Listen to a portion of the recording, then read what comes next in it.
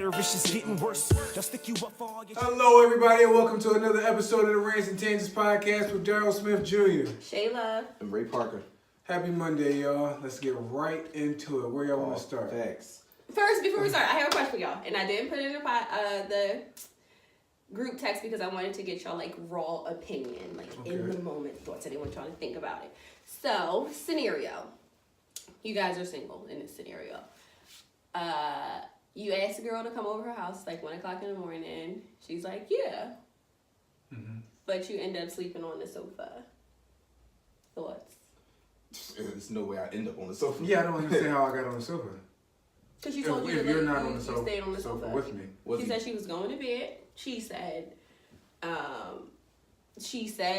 she's going to bed, but she's going to her room. You're not going to come in her room. All right, so hit me up at 1 o'clock to come over. No, you hit her up. She didn't hit you up. Okay. So he hit her. I hit you up with the intention of coming over, but I just came over to sleep on your couch. No, that you hang out for a little bit, and then it's like, all right. You leaving? He was like, waiting too for drunk to leave. Oh, he was okay. drunk. Nigga might have been fucked up. He might have been trash and was like, I ain't gonna do that. I will say that if a woman allowed me over at 1 o'clock, I'm assuming she's down to have sex. If it winds up fast forward, we maybe drank something, Netflixed it for a little bit, and you're like, all right, I'm going to bed. I'm like, cool, I can't drive. And like, it's cool, you can stay here, I trust you, but you gotta sleep on the couch. But hold on, follow up. Did I hit it already? No. Yeah, I'm assuming you didn't, because why would you be on the couch? If I hit it, I should be able to sleep in the bed. I'm assuming I'm getting right in the bed. No, I kind of feel that way. You know, I would have tried my hand. I would have had to go down with the ship. So if there was any uncertainty. Well, let's assume he tried. No, he didn't. Well, he slept on the couch. No, he didn't sleep on the couch. This is a real scenario. The guy ended up, like, it was like 2:30. He came over. They hung out for a little bit. She's like, I'm going to bed. By 3 o'clock, she went to bed. He was on the couch because he was drunk. By 3 o'clock, he's yelling upstairs like, this is fucking ridiculous. I'm a grown-ass man. I shouldn't be sleeping on your fucking couch. And stormed out of the house. He must have been waiting for an invitation instead of actually asserting himself in the situation. Sometimes you got to shoot your shot. Yeah. And I don't know. You miss. Yeah, I don't know if he was waiting for her to initiate in some way. I don't know. When she told you to get on the couch, you knew she wasn't initiating nothing. She gonna sneak back down. What did she have on? Sweatpants and a t-shirt. Because I don't know. Like if I call my friend like a homegirl, I'm just gonna sleep on the couch. But if it's somebody I'm actively trying to smash, like I'm shooting my shot. You let me come over at 3 o'clock. Honestly, if it was my homegirl and I was single, I'd probably still be trying to sleep in the bed. I don't sleep on the couch. I can't. We don't gotta have sex. I can be next to women I don't sleep with. At 31, Daryl at a single 31, I can sleep in the bed with a woman. Never. Daryl at a single 21, it's no way. But at 31, I think I could. Don't do it. I've done it. Sleep next to a chick as a friend. There's just certain situations you don't. Yes, not at 31, but in maybe my mid-20s, Yeah, I did it maybe at least 3 times. I'm on the fucking couch because I don't even want the idea. Well, you try. You wrote for me in the middle of the night. That's too much. If I feel a warm body next to me, I'm slipping in. I'm not assuming it's a guy. I'm assuming it's a woman, and my natural instincts would be to feel around. Now, if she rejects me, then I roll back over. I go to sleep. It's no big deal. Yeah, you take that on the chin. If I'm this guy though, at 1 o'clock, I gotta assume. I can't remember. I gotta assume at 1 o'clock I'm hitting you up with the intentions on us having sex. Run it down. Yeah, but the assumption part is what's actually really getting me. Like, this guy, when she told me this story, I was like, he's a child. Like, he threw a fucking tantrum. He didn't do what he wanted. The hollering up the steps was definitely That was weird. It was super childish. But also, I think that these issues, I don't know how often stuff like this happens, but I feel like they happen because of everybody's assumptions, and it's also because of stuff that we had this conversation. I was with my girlfriends and we're talking about it, and I was like, we've been that girl at 1 o'clock in the morning, a guy comes over, and of course he's going to hit because that's what he came over to do. And they've had these other girls that did the same thing, so now they just assume that it's always going to be that way, and that's, I don't know if that's right. I won't say it's wrong, but it's, the assumption is kind of what set that man up to be yelling up the steps at 3:00 in the morning, like, what the hell is going on, sir? So she didn't want to run. She didn't want to run no yams then.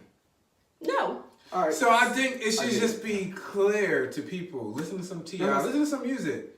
I think it's T.I. that has a song that's like this time of night. At a certain hour, it's only certain things that's going on. And I think most single, Tinder era people's minds. At a certain hour. 7 hours. Like yeah, 12, 1, 2, 3. Like literally, if it's the conversation is, you can come, you gotta sleep on the couch though. We're not doing nothing. Now you tell me beforehand, I made a choice. I'll still shoot my shot. I'll take the rejection knowing that you had already established what it is. I'll happily go home. Yeah. So it's fine for the woman to assume that you're coming over to have sex? Yeah. She should. Okay. I think at that hour, because you gotta respect the person that tell you, it's a little late. You know what I'm saying? I'll take that. I'll give it to you tomorrow. Maybe we can link up. No worries. Yeah. I can handle that type of rejection. I wouldn't know why you would let me in your house at 1 o'clock. Because that's like that's suggested bedtime. time. Yeah, it's a suggested time. Ain't nothing to do but go to sleep. You know what I mean? Especially if you was already in bed, you come downstairs in your pajamas and shit. And hopefully ain't nothing skimpy. You it's comfortable. Like, it's lit. It's hoagie time. Like. Now I'm not saying she's wrong. I'm not saying he's right. I'm just saying I would want us all to realize that after a certain hour, it's bedtime for most people, unless you're working the night shift. It's bedtime, and this time of night we're probably, if I'm coming over, or if you're coming over, I'm assuming we're probably having sex. And if we don't, then okay, but I'm not inviting you over again, especially at this hour. Or I'm establishing beforehand, we're talking about what you're coming here for. Now that I have done. Call me in the morning. No, I feel like that is kind of what should be done, because in this scenario, it was just a lot of assuming going on, So, and it made it this weird situation at 3:00 in the morning, and this guy's yelling up the steps. Now that is just altogether weird. That was because if you really wanted the yams, you should have shot your shot, and if you did, it was rejected. Then you already know. It sounded like you should just left. But so I've experienced this. Guys will shoot their shot, it gets shut down, and then they'll be like, "I'm just lurk. I'm gonna lurk right here." Something's gonna happen. You shoot 3 more. You gotta have a hard stop at some point. I can almost. I don't know. This is me assuming as well. But I feel like this man yelling up her steps was him shooting a shot. Like, you ain't gonna let me come and fuck. I've had it done. I don't think any woman is going to say, well, all right. I'll let you have sex now. After she why would you want it? And go to bed. Like at that point. I don't think I heard you want go to bed. It's just like, no, she said it. Exactly. When she said she's going to bed, I know it's game over. Yeah, it's a no-go. If she's not inviting me to bed with her. Then it's just like, all right, What did you guys take on? I'm good for this. Do I take my basketball and go home? Shoot my shot tomorrow? You know what I'm saying? At that point, you start texting your list to see if you can make something else happen. I mean, duh. That's the type of time I'm on. You got to be involved with you. Like, damn, I know I should have went to house instead. So I'm going to have to see if you still up. Like, I hit this after hour real quick. I'll be there in a minute. Just wanted to get you guys' take on it. That's interesting, though. It was. I was like, I wonder what they had to say about this. Don't invite me over that late. She didn't invite him over. He asked to come over. But you saying yes, you invited me over. Now I get. Surely you didn't invite me over, but vampires can't come into the house without you inviting them in. A vampire could have came to the door, knocked on the door. But once you said come in, you invited me in. Right. So for him, he's like, yeah, she's inviting me in. She let me in. It's lit. Yeah, I'm gonna at least assume she's giving me an opportunity to shoot my shot. Okay, and you had that opportunity. Yeah, don't throw no tantrum now. Yeah, the tantrum is. Yeah, that's just weird. Because now you're not gonna ever. She's not wrong for allowing him to come over. Like, it's her space. I don't think she's wrong. She want. But the inclination was that he was under the assumption that if she invited him over, so it was wrong for him to assume that. But in the same sense, it's the assumption. but it's, in the same sense, how could she not assume that? Yeah. That he's thinking. What do women think that? I'm gonna even give 1 o'clock some grace. Clubs close at 2 o'clock unless you somewhere else where clubs don't shut down until 3, 4, 5. Generally, clubs close at 2 o'clock. Mm-hmm. You leave a club, you either going to an after party, you going to get something to eat, or you're going to hell home. And if you're going home with somebody, like I said, as a single man, it's that hour. Unless we are like friends, like if I'm like, yo, Yeah, Shay, friends, I need that's somewhere to different. stay real quick. I'm tired of the motherfucker. I'm on different. the couch. Ain't nothing to assume here. You know what time it is. Mm-hmm. But if I'm actively pursuing the chick and then I hit her up at 1 o'clock in the morning, like, yo, something trying to come through, and she like, I'm glad yeah, you said that. I'm like, oh, she with the shit. That matters. If I'm already pursuing you, and then we had this 1 o'clock conversation, then I'm thinking I'm in. Because I have been pursuing you, so you know what I want. It's not like there's any confusion. You know what I'm saying? Like, there shouldn't be no confusion, because I've been after you. I've been chasing a cat. Now, 1 o'clock in the morning, you say I can come over. I'm like, I'm finally getting it. I'm thinking I'm getting like it. Finally cornered that motherfucker. So I can kind of understand the tantrum. I think the tantrum is very immature, and I just don't think it's playing the long game. I'm not sure how you're going to get it. My tantrum is more passive aggressive. I just start being. I definitely have a passive aggressive. I'm going to ghost you for at least a while. You got to ghost. Oh, what happened? Oh, yeah, you know. I've been busy. You don't care, I don't care. We can play the I don't care game and That's see what who I'm saying. wins. I'm petty like that. Life, life. Yeah, I'm definitely not going to give you no real answers either. It's all going to be short. But I would have respected if she'd have said, yo, not tonight, you know what I'm saying? Let's go get breakfast or something in the morning. Like, Or tell me your periods don't lie to me. That too. That shit works. Actually, I would be like, no, I'm not coming home back. Yeah. I'll see you another day. We haven't had sex yet. I'm definitely not running a red light. If she was thinking that but wasn't sure, she would have been certain after I said, oh no, I got something, you know what I mean? It's cool. You know what? Matter of fact, I got somebody. somebody. My homie said I could say hands for something. I know, now you suddenly got fucking plans. Yeah. Now something came up. You know what? Actually, I do live closer to the club. My crib is actually 10 minutes from where I'm at. You know what? I just found my key. I was hitting you because I thought I lost it, but you know what? It was under the car seat. My bad. I'll catch you tomorrow. We can do lunch. It's definitely a good fucking rejection.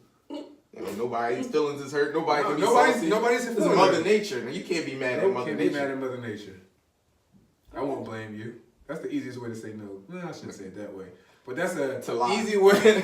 That's a reasonable lie. No man's going to challenge it. Let me see your pad. No man's asking. Some niggas is like, so what? Some niggas if it's the first time. Some niggas I is can't like that. imagine. Some niggas the first is nasty. time. I wouldn't do it at all. But some niggas is nasty. I ain't gonna call it nasty to each his own. Like you. No, I don't. I don't at all. Not at all. Ever? I have. And it's just like, it's not a pleasant experience. When you in there, it's the wettest, most juicy experience of your life. But when you wake up and that shit like a scary movie, hell no, that shit like a murder scene. Well, you gotta also be strategic. Like, you gotta definitely. First 2-3 days, I'll just wait, bruh. You spotting? Well, look here, bruh. You told me, oh man, it's just not my thing. I like at no point. Anybody's. No, it's not. I was about to say, yeah, it's probably somebody's thing. But not at any point, like even when it's just a little. It's not on. Yeah, it's not on. It ain't on. I'm coming down. It ain't on. I am cool. She either coming down or she's like, it's probably gonna come in the next 24 hours, so get it now. And then you prompted it. You made it come on.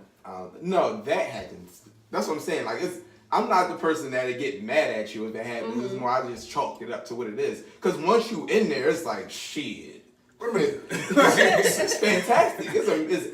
Listen, don't do drugs, kids. Molly is fantastic. But it's just certain shit you're just not going to do on a regular basis because it's just not what you're into. You know what I'm saying? Like, I shouldn't be doing this. That's how I feel. It's just like, it's not even a guilty pleasure. It's just some shit that I just rather not do. Not knowingly. I feel you. It's not for me either. Yeah, some niggas are habitual. I mean, I'll do it. Some niggas are habitual red light runners. Done it recently. You just and make a choice. For some reason, women are ultra horny at that time. So it's just I don't understand. Horny. It's ridiculous. It doesn't even make sense. Because you are the one that's taking the tampon out. You're seeing this gross stuff. Like, they used to it. Yeah. You get used to it? That's why they. Well, I don't get used to. No, I fucking hate. Yeah, I feel like it's. literally I've never heard a woman like, it's okay. I'm just so used to it. I know you're not like mortified when you look down. Well, no, yeah, I don't think they're like, I can't believe it. This is what's happening. Like, but if I can avoid a period, I avoid the fucking period. If we see you use tampon, you're definitely like, ugh. Like, honestly, all these years of sisters and women, I still see her using tampon. I'm like, oh my goodness. Or put it like this. Or in this sense, you take dumps every day, right? You wipe your own ass. If you go there and see somebody else's shit, you're almost offended. Yeah. It's like, yo, who the fuck forgot to come flush your shit? I'm not flushing nothing. I'm gonna hold my piss. Come flush your own toilet. Don't flush your shit there. You got me real bad too. I'm holding my piss. Flush this fucking toilet. That's sad. Yeah, but that's a universal truth, I think. I agree. Yeah, so it's just one of those things. Ugh. That's nasty. But yeah. So what's going on today, man? What we talking about? You want to get into the ratchet first? Let's give us a little touch on R. Kelly real quick. No pun intended. We'll touch on the R. Kelly ongoing situation, and we can sprinkle in some Mike Jack if we want. So was it a legendary interview? I have seen the clips and the highlights with Gail Kim, and I be trying to keep the same energy as we all know. And I say, I've said to the group, don't laugh at certain things. Once that girl said it, don't laugh at certain things because it's not, people still hurt behind it. So they're saying it's because of the victims are having pain behind them when we make jokes about it. It's like making light of their situation. Right? But did you see how they made the music video? Dog. Yo. Sometimes you just gotta laugh. Like, what am I supposed to do? Am I supposed to like bite my cheeks? Some of this stuff is really funny, man. He is hilarious. It was all funny to me. It was dramatic. It was completely making himself seem like a victim, which makes sense. He's pathological. He seems delusioned. It was hilarious to me, though. Yeah. It was just like. But I do want to talk about the girls because the two girls, I can't with the girls. You didn't see the girls. Didn't see the girls. So. What happened with the girls was, so Gail was interviewing the chicks. They like, no, we're completely happy. So she like, is this like a three-way relationship? Like, she's like, yeah, we all go on dates. We watch movies together. We're into some of the same things. He was like, so do y'all all like just hang out together? Or do y'all sleep together? And she's like, no, I have my individual relationship with him and she has her own individual relationship. Mm-hmm. But then sometimes we all come together. Okay. And she was like, so do y'all parks together, movies together? Right. Then she like, so do all of y'all sleep together? She was like, sometimes. And she was like, one of them was like, I'm not going to discuss what I do in the bedroom. Yeah. And then she like, no, do y'all all have sex together? And then she was like, I'm not going to discuss what I do in my personal life on national television. And then she was like, you wouldn't feel, as a woman, feel comfortable discussing what you do in the bedroom with your husband. Yeah, and Gail definitely complied. Mm-hmm. And then she was like, all right, exactly. But she was like, but you do understand why I'm asking these questions and shit like that. So it was like, the girls didn't give anybody didn't confirm anything that people wanted to hear. They actually blame their parents. The parents are after money. The one girl blames her parents, says her parents made her lie to R. Kelly, said she was 18 when she was 17. Her parents were forcing her to do music. She never actually wanted to do music. Her parents would lie and they're after money and they would try to manipulate her and R. Kelly to get them to have sex. It was just they even said that craziness. And then if you listen to, so basically what I took from it was the people on what's that Gail King? What's the network that Gail King? CBS. The people on CBS in her panel was basically trying to get the audience to keep that same energy as far as whatever we felt about R. Kelly based on what that documentary was saying. Basically, it got contradicted. Mm-hmm. So basically now they like he was in the background coughing when certain questions was asked. Like they're trying to keep their narrative alive because they've already been trying to convince the public that he's just bad man. So they're trying to push that narrative. And that's what I don't like because the media does have a job to do. Mm-hmm. And if you're going to give him a platform to speak, you got to give him his just due. Right. Just like anybody. They got equal right to speak and say his case like everybody else did. So, and in trying to attack him and trying to trick him into basically exposing himself, you basically didn't get what you want. So now you're mad and trying to, manipulate the situation. But I don't think he was the person to ask. But here's where I don't agree with that. I'm sure some people are upset about him having these two girls, but I don't think the overarching issue is about him having these two living girlfriends. Right. It's about his history and the things he's Absolutely. done. Yeah, I don't. minor. And So those girls contradicted what was said about him basically being The cult. a cult. Yeah, that's what I'm talking But about. you didn't contradict anything young about having girls. sex with Right. She kept saying, no, I didn't have sex with him until I was 18. For me, I just don't understand how that could be possible. But, I mean, you can be patient, I guess. But he hasn't shown it in his history. So it just doesn't make sense. It just doesn't make sense. It doesn't. He had you at 17. You saying that he thought you was 18, so why would Yeah. he wait? But you say he did have sex with you at 17, he waited until you was 18. But you you said said you thought she was 18. Yeah.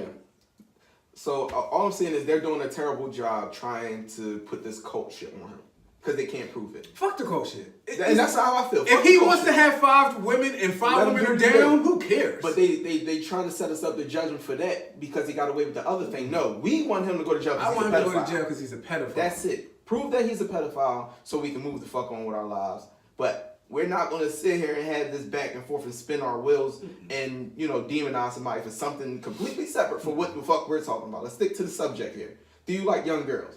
Do you like young pussy? He's saying no. So obviously it's his word against the court right now. Everything else in between that is just, you're trying to describe or get him to confess to a certain behavior pattern. I didn't the hog tie shit. Oh, it was funny though. They made a song out of it. It was funny. He said, I don't even know how to hog tie. Like, what are you talking? I don't know how to hog tie.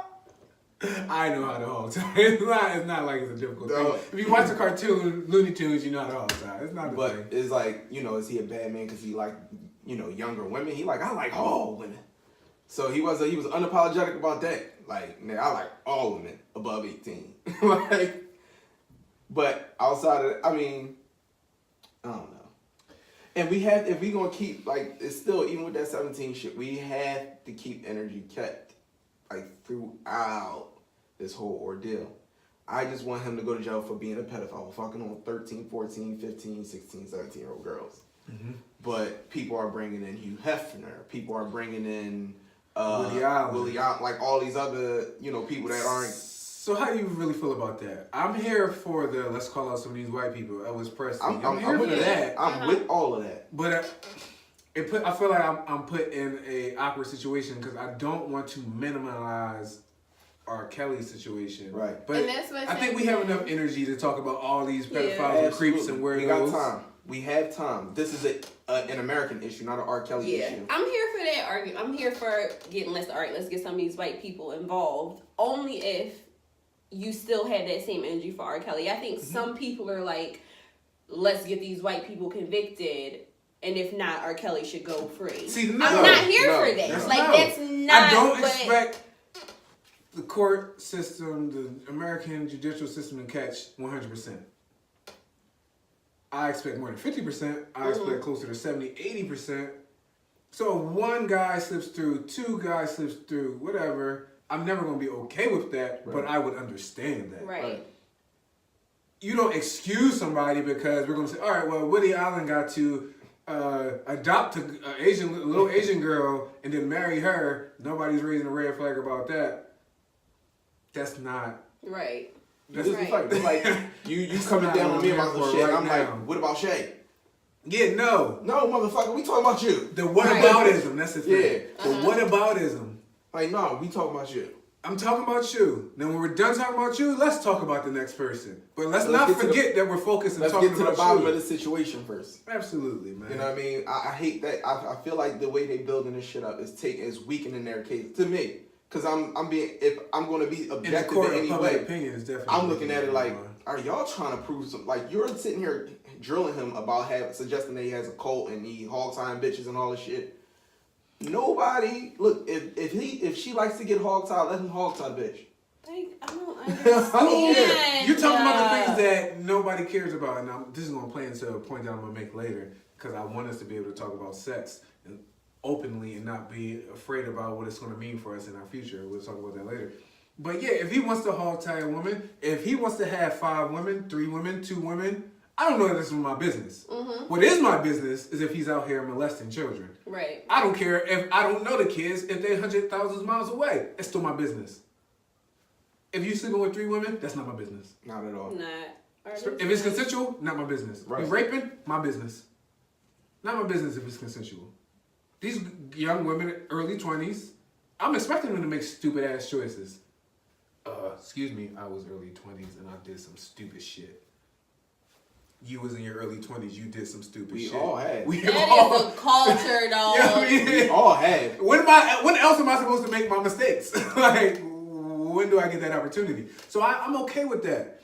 But let's not be like, oh, because he has this cult, it validates everything. It doesn't do anything. We're talking about separate issues here. He's a pedophile. I do see that though. I mean, and that's what I'm saying. We felt that for how many years? Mm-hmm. And that's what I said when the original doc came out. Like, all this shit, we dealt with that shit. Like, we waiting for him to get his time in court. The courts apparently somehow a videotape of somebody committing a fucking 14, crime. and apparently he's talking about it. He's like, oh yeah, you're 14. Obviously isn't enough for you to convict the man. The justice system failed them women. So us making jokes about them, and if they... And that was, in fact, a criminal case. Yes. Okay. So the justice system failed them girls. So us making jokes about, not them, about R. Kelly and the situation, it was like, yo, yeah, you might have got away with this shit, but we ain't forgot, nigga. You still gonna catch this heat. Mm-hmm. I'm here, and I like that. If you skirt past, through, under, above the legal system, fine. But if you're R. Kelly, then you still got social equity to pay. Yeah, exactly. So you still got to get that ad. You still gonna catch these jokes. I'm not subscribing to your shit. Yep, you get wiped clean from every playlist, from everything like that. And still fire your ass up. Get arrested because you can't pay your child support because you fucked up the money with your negative behaviors. But I do believe in karma too. And it don't come back in the exact way that the situation played out. So you're not gonna get. I kicked you in your shin, but it might be some. That shit. means some random kid gonna come kick me in my shin. Right. Something gonna come my way though. Right. So I do get the public shame and the blackballing and shit like that. It's like, you know, that's how karmic forces tend to happen for people that get away with shit. Mm-hmm. You know what I mean? Because he showed no, like when she even asked him about that, he showed no empathy. It was more of a, that is more of I got away with it. Yeah, but that's essentially what he said. He said, I'm a victim. He said, I beat that case. You gotta quit it. I feel like those are two different things. Yeah. But you gotta quit it. That doesn't vindicate you. That doesn't. We still have a marriage license. we still seek the tape. We still saw the tape. You're not gonna tell me that what is the most appropriate way to say seeked. I seeked you, nigga. I seeked you. I can see you, cuz. With the half hair braided and not braided, nigga, that you rock. You don't look like your brother. You don't look like either of your brothers. Hell no. I seen it. And with it's sad to say we've all watched some child pornography because we saw it. I was a child at the time. I was a child too. I was a minor. You never saw it? I saw it more than once. Yeah, I saw it. I remember the whole video. Like I remember the first girl. Because I remember him sitting on some type of ledge right here. He was sitting on a ledge and he's setting up the camera. He looking to make sure. I mean, because obviously there's no way that we could have watched it in any time recent. I don't even know if you can still find it. And I wouldn't because I'm not going to jail for that shit. Right, you go to jail. But we can still remember it so clear. I remember him sitting on the ledge, setting up the camera, checking himself, bouncing like this. I remember all that. I remember peeing on the girl. I remember all that.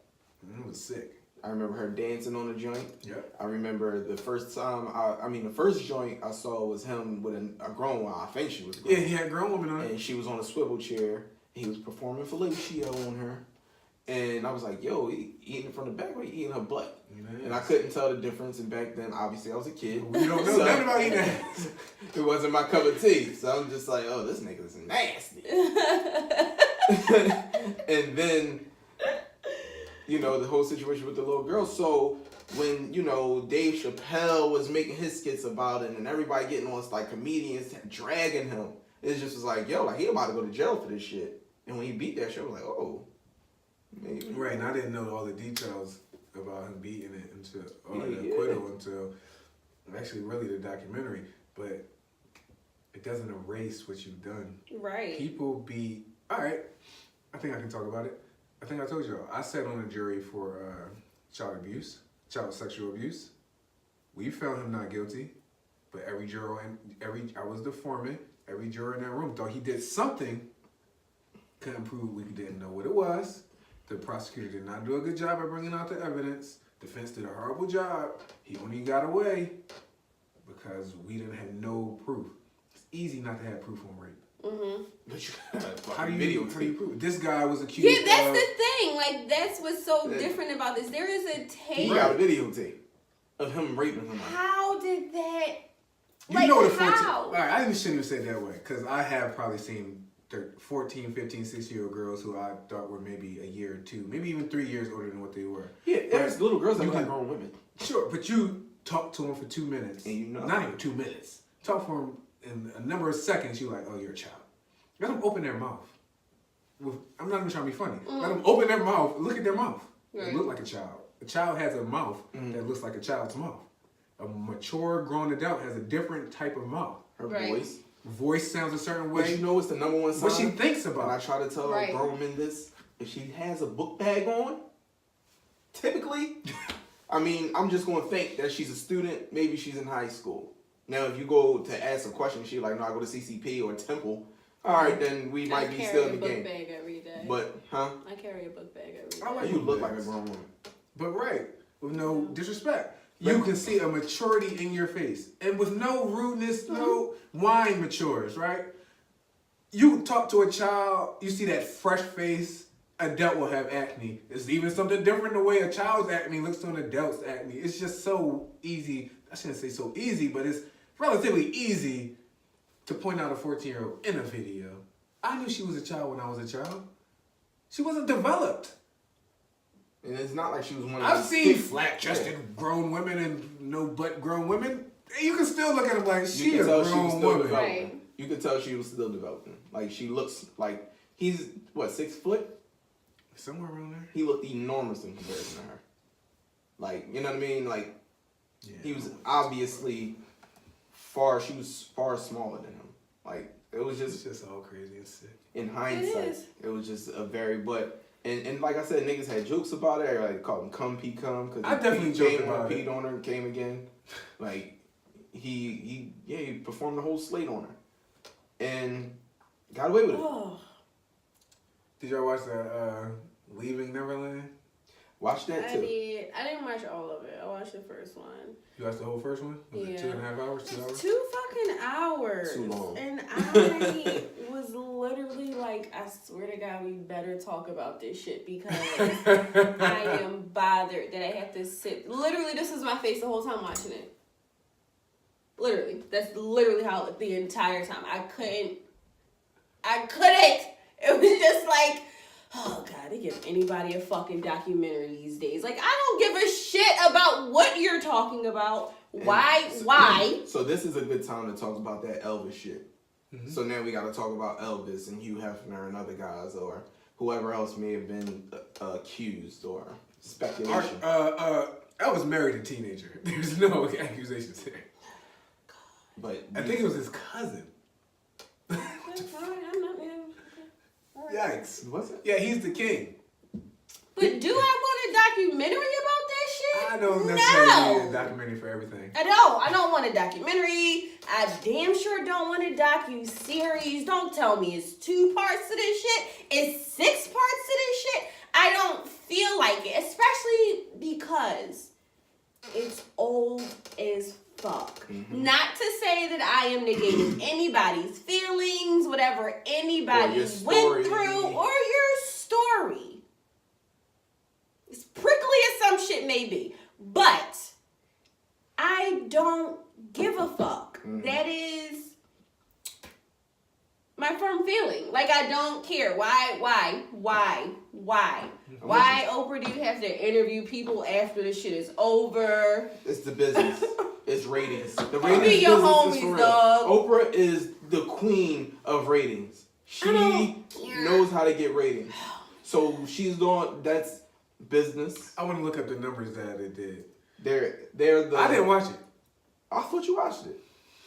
Did you lie? I feel like you said you watched it. I said I would. I did. Wow. He said he got through 30 minutes. I'm like, well, what's the point? Dog, because it was... So hold Oh, no. You didn't read. I texted him the same thing I texted you. No, I know. But I didn't think that meant you didn't watch it. Oh, my God. I'm so fucking annoyed, fellas. That's 2 hours you will never get back. See, fuck. This is what I'm talking about. Sleep No, on fuck this that. shit. We were talking Woke about back keeping that up. same energy. You see what Daryl did with about Ray just now? Because we were just coming down on him. He did. He just did the same shit we talked about. He literally pointed. He was like, you said you watched 30 minutes. Cool, y'all. Cool. Here's why. I gotta speak my truth. I used to be the biggest Michael Jackson fan. My dad will tell stories. He will say Michael Jackson was my babysitter. He would put on Moonwalker. He turns into the car and shit. Wait, and wasn't Robot. this video of you? What you posted it on Facebook? Yes, One but time they you got was me. like doing your whole Me little doing number. Michael Yeah, Jackson. I I was like I used to be a huge Michael Jackson fan. So I do kind of remember some of these allegations as a kid, and I would just never cared. Then as an adult, to now see these 2 boys as adults, knowing that the third one actually committed suicide, these 2 testified in defense of Michael Jackson, saying that this third boy was lying. So, are you lying now? Or are you lying then? What's the truth? What's up? Why did your little boy really commit credibility. suicide? Your parents are still. the parents are on the documentary. Why your parents just seem so jovial? So They I've were seen so highlights. jovial. I seen it highlights. was strange. Like they were to happy me. to be there. It was. They were just like they were happy to be there. Then they were happy. It was one of the guys. I don't remember names. One of them was Wade. Another one was I remember Wade from other boy. from the B2K movie. He was. got Oh yeah, served. Wade. That Yeah, was he Wade. definitely was. That Niggas is that he trash. got I served. really wish his life didn't amount to anything. But He benefited from it. He He's did. like, a famous choreographer. Yeah, or he something, did. right? Yeah. He was actually. That's how him He and was Michael the got nigga to back know then. each other. Yeah. He was a dancer But from Australia. so the other guy, at one point, he's talking about how Mike used to give him jewelry for like certain sexual He acts. caught all his memento. I seen that part. But he You kept kept rings. them. And he like, as he's holding one of them, he's like, They're from I don't children. even like revisiting this. But you kept But you all his kept rings. all of them.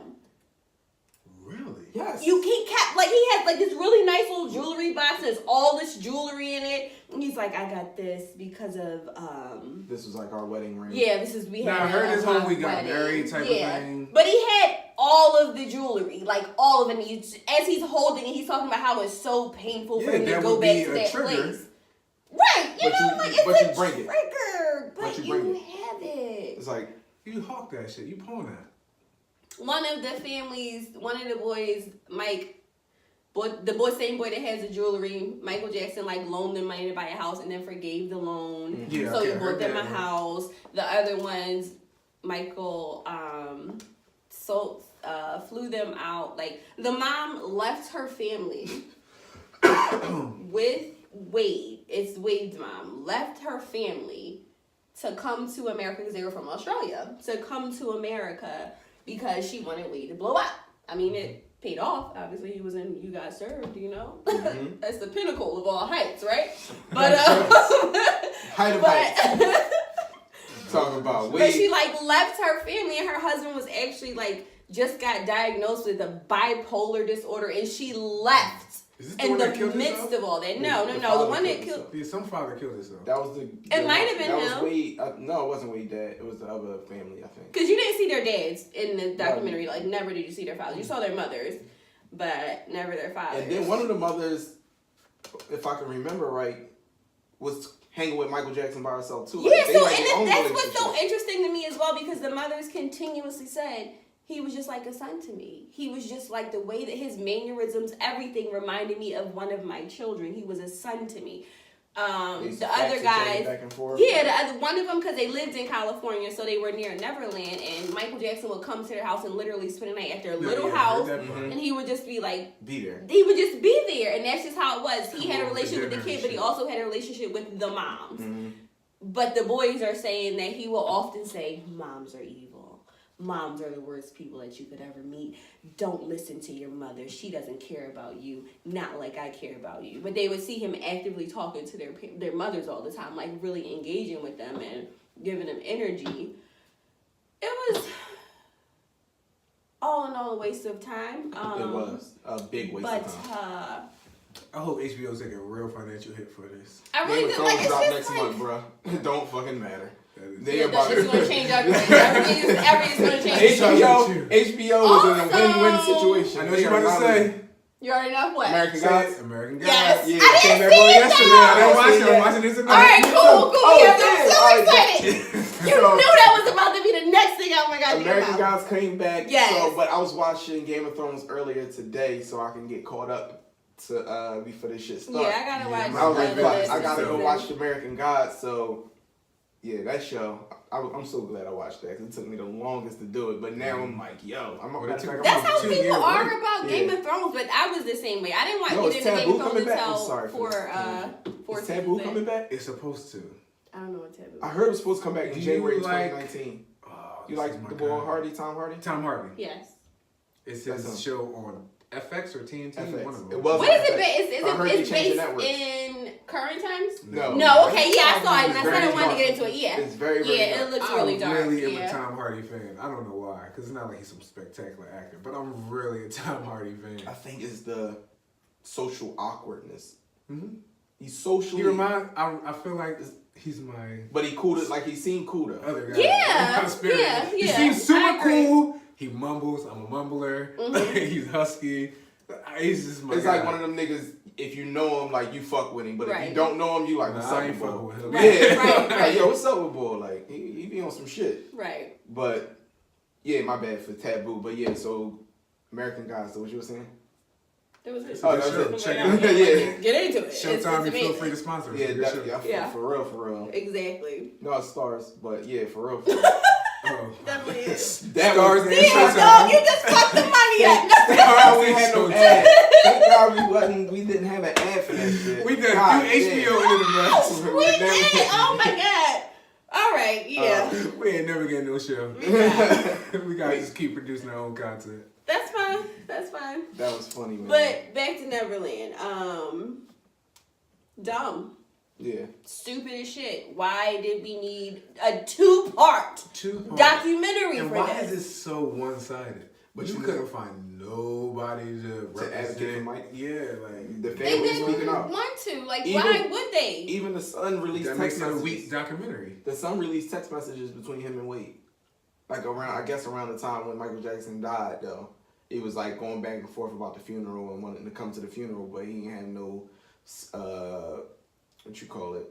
It's a way in, a ticket, I guess you'll call it, but a ticket to get into the funeral. So the son's Another like, nah, boy, make sure you get in. I was looking at tweets. Another boy, somebody posted it, tweeted about it. Another boy that was like in Neverland, like one of the little boys that was at Neverland, tweeted about how he never dealt, like Mike had never dealt with him in that way. Macaulay There Culkin was also said thousands it. of boys and kids that's been in Neverland Ranch. And Like- so many of them say this never happened. Michael Jackson was literally like a kid. He was warm, he was welcoming, he was friendly. Right. They were suggesting that he had a type. Our distant psychology can diagnose him and think he was probably trapped as a child based on experiences. based on Absolutely. abuse, Right, based on yeah, and that's that. what the mother said. That's what they said. They were like, if you know Michael's background, you know he never had a shower, so he's stuck there. Like that's where he is. We can They understand said that. they chemically castrated him Yeah. so that he could keep his soft voice. But I His heard real something. It voice might is have like been Prince. They both got some deep ass voices. Yeah, I was getting ready to say that. I heard his voice is deep I've as heard his real hell. voice. His voice is deep. Deep as hell. That's He has a deep interesting. voice. Prince got a deep ass voice Yeah, too. he did. Yeah, But I don't. yeah, So he Prince, really did. Prince ain't never disguised his voice, so his music kind of suggested until he went into falsetto. But his music, you can hear But a his lot of You his can hear stuff his voice, was, yeah. well, yeah, you can hear it in his music, but a lot of his stuff was falsetto. He like Maxwell. Well, Yeah. Maxwell's like him, I should say. That part. So what do you guys think about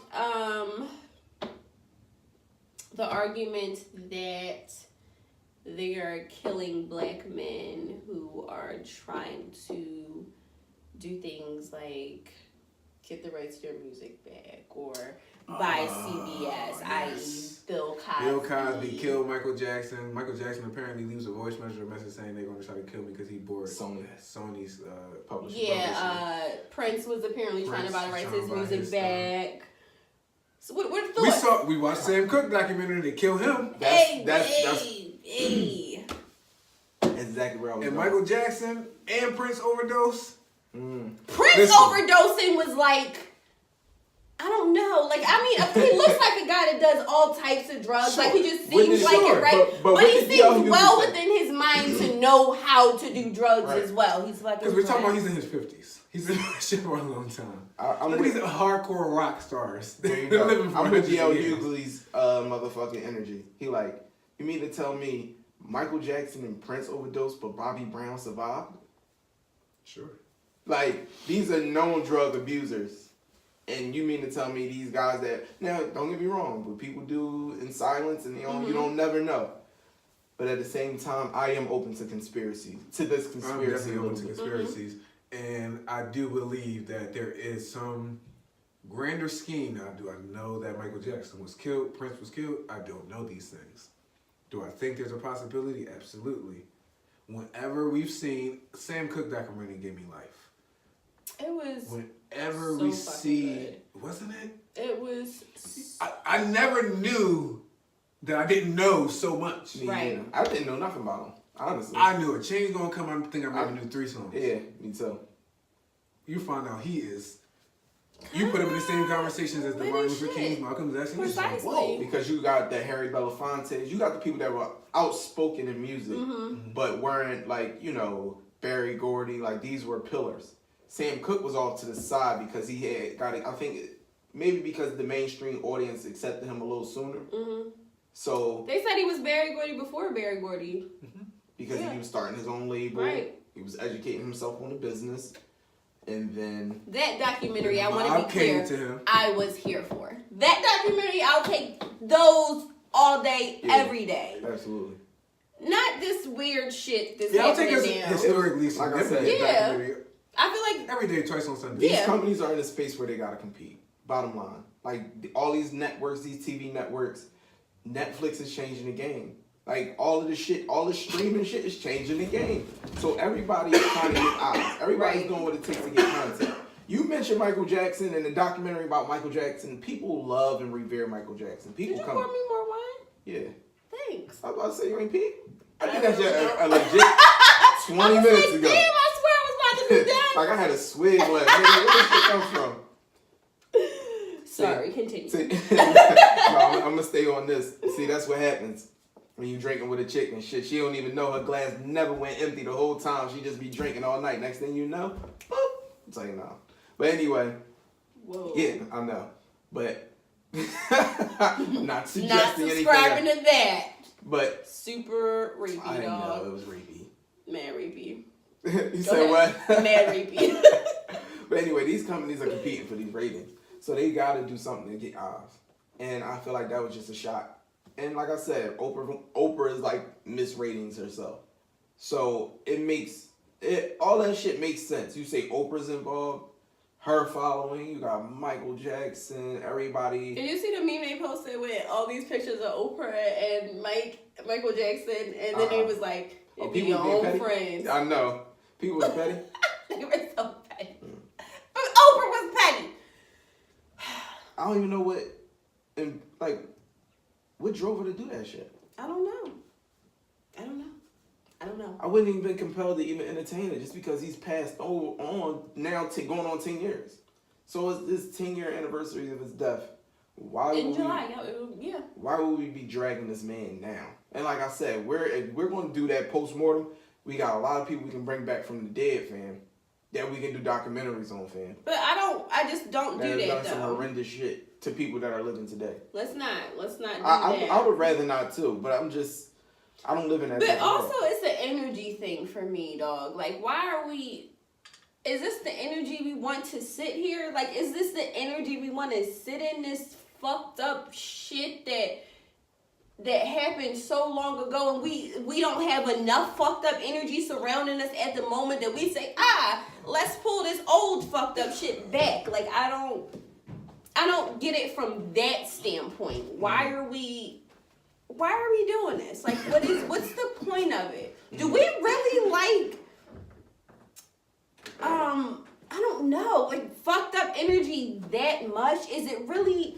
Are we really at that? Are we really that attracted to it? Negativity is the new sex. Yeah, because if you see how bad somebody's life is, it makes your life feel better.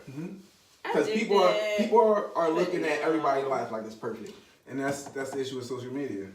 Like when I hear people having these social media depressions, I don't have it. I don't get it because I don't follow a bunch of people that are living this life. What's social media depression? Because people are following celebrities and people who are constantly posting on vacation. Meanwhile, this picture is from months ago.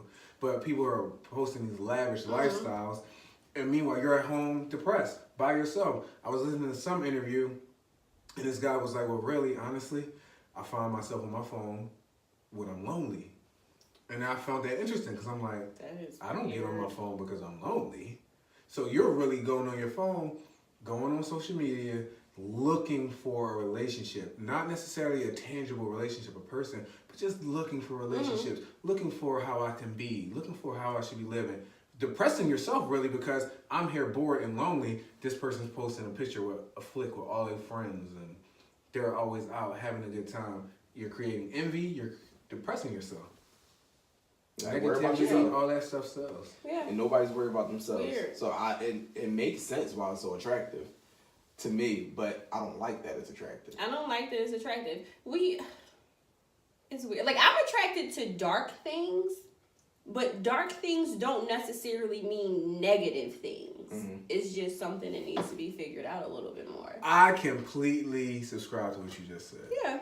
Dark things do not necessarily mean negative things. I'm also into dark things. Dark things to me means mystery. Taboo. It's a mystery. Like, if that's it, so it's going to take my mind on a fucking ride. And this negativity doesn't take my mind. It halts my mind and says, you're going to be stagnant. You're going to sit in this fucked up place for a long time. I don't want to do that. That's not what's up. It's not lit. Like, I would rather just exist somewhere else. I don't want to exist in this negative space because it doesn't leave room for me to grow. It halts my growth. It stunts my growth. It doesn't do anything, but that's the hook right there. Yeah, okay. There you go. There you go. You like it or you dislike it, you gonna watch it. Yeah. I'm not. No, some people would. Though. Definitely some people would. That's some why people we have want to be all the reality TV shows. Some people wake up like, what can I be upset about today? Oh my God, those what people can I be outraged about make today? me feel. I don't understand them. Why are you so excited to be upset? Like, why do you look for shit to piss you off? Like, I can understand how anger drives a person. Anger can sometimes be a catalyst for things. I can see that. But you're not even really angry. You fake angry about this shit. You're not even really upset. Like, you're manifesting anger. That's what I'm saying. Like, you're it's a strategy. This is more of just a part of your life. Bizarre. Whatever. I don't understand it. I like the idea that, you know, if you do show a balance of some good, some bad, that way people don't feel like their life is as fucked up as it is. I get that part of it. But sometimes dragging shit through the mud, dragging and knowing how to get people eyes on that shit, and then using that as a way to make money on it. That's what it is to me. Like, on the back end of all this shit, motherfuckers trying to make some bread.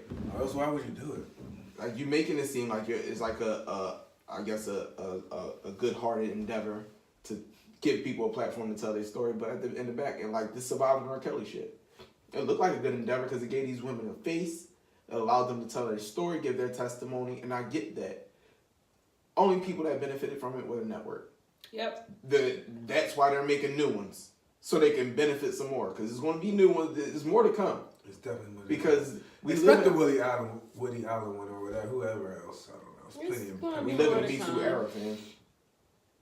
Oh, speaking of living in the Me Too era, can I ask one question? This is off the subject like a motherfucker. How y'all feel about the Bob Crab? How y'all feel about Bob Crab? Oh yes, I would love to get my 2 cents on this. You don't know Bob Crab? So Bob Crab is the owner of the New England Patriots, billionaire, at least hundreds of millions of dollars. A multi-billionaire. He is one of multiple million and billionaires who was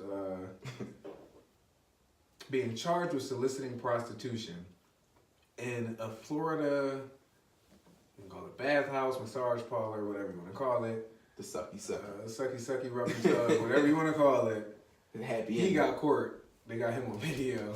And apparently he's not even the richest guy, but he's probably the most notable. People recognize him or know his name. Mm-hmm. So they're publicizing him. But it's obviously... It's a picture of the owner and Trump. Yep. They're talking about other billionaires and millionaires being there too. They fucking... So he got caught. The bigger issue is most of these women, if not all of these women, are trafficked. They're sex slaves. Oh, okay. So I was going to say, okay, prostitution, what the fuck? But these are women who were promised a better life in America, and then they had their passport stolen. Now they're living, because the way this place was identified is like a health worker or somebody went in there, and they noticed that it looked like people were living in there. So they called, police investigated, and busted Robert Kraft. Not Robert Kraft. They busted the owner, but I think they got video of Robert Kraft. Yeah, they got video of him. My take? Your take? Your take? You gotta take? I gotta say, Go ahead. I do not, and I feel bad saying this, I don't feel like Robert Kraft or any of these guys should be charged with anything. Me either. Go ahead. Unless I knew, and you can prove I knew, That's what I was going to say. that these women were being trafficked. I think we're probably all going to be on the same page here. Can a How would billionaire I buy know? pussy anymore? Like, at the end of the day, we live in a Me Too era. We got 2 consenting adults having an exchange, a transaction between each other. One of the presidential candidates is saying, yeah, let's legalize prostitution. I'm here for that. I'm cool with that fine too. with that. I I think mean, prostitution not should that be I legal. think I want a prostitute on every corner.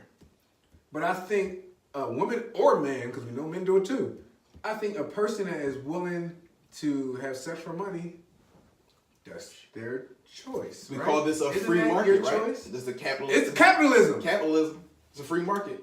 I got Think money about right it, here. the Pussy is a issue- hot commodity in these streets. The issue Last time I now checked, is it's that never going out of it's style. not legal, so the government isn't making money off of it. But why not just legalize it? That's going to be a detriment to prostitutes and brothel owners and things like that, because they don't have to be. It's taxes, but I don't think I should have to pay taxes on Not on my pussy. Yeah. on my. Why That's not? fucked up. Dog. Come on. No, I understand. I agree, but God damn. why not? It's like In the world saying- that we live in, Well, you in know what? America, gotta why hate that. not? If I personally train somebody, it's me doing the service, and I would have to pay I don't know. taxes. Then on again, that income. athletes gotta pay taxes and they make money off Yeah, that. yeah. So then I guess I can. It's a service. So, but still, Okay, I can understand. anyway, Taxable services are make it taxable. legal. I just kind of feel like it's wrong.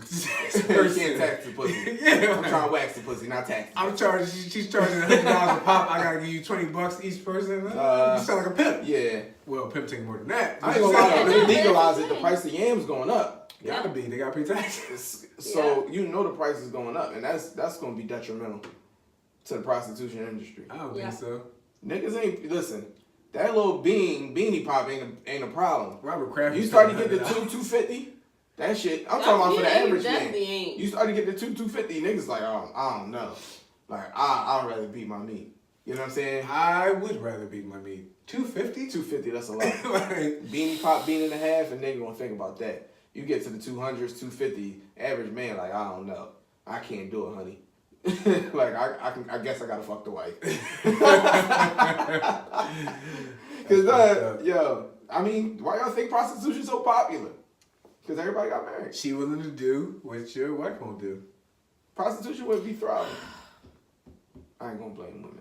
Another time. I'm not blaming women. Nah, it looked like she was about to get No. It was so the conversation that I had that I asked y'all the question earlier. It was so much that went into this conversation.